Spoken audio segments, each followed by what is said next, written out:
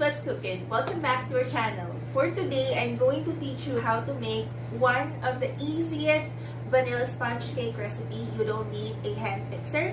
You don't need an electric mixer. You just need your good old whisk. So I'm going to be giving the tips and tricks on how to nail your perfect sponge cake each and every time by the end of this video. Stay tuned and keep on watching. But for anything else, please don't forget to hit subscribe, click that notification bell so you can be updated with our weekly uploads. So without further ado, let's go to the kitchen and start cooking.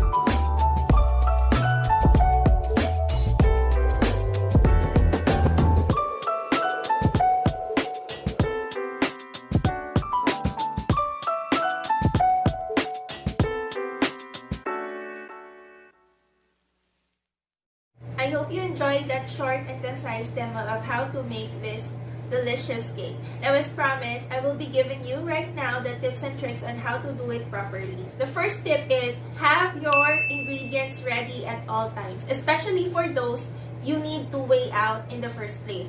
So this would go for the powders, your flours, your salt. Especially, do be careful with the leavening agents. What I mean by leavening agents is those agents that would make the cake rise. We have the baking soda and the baking powder.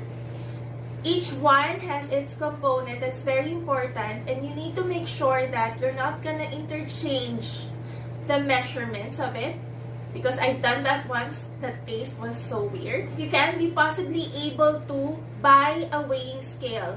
I know like the measuring cup is very convenient, but for exact and accurate measurements, you need to have a weighing scale, and it will make a very big difference, especially if you're just trying out a new recipe online, and having it in grams is much more convenient than doing the measuring cup. The second one would be make sure that every single ingredient is at least room temperature, especially your eggs or the butter in itself. Now, baking something that is still cool will actually lower down the temperature of your batter in itself, and it will not be baking properly.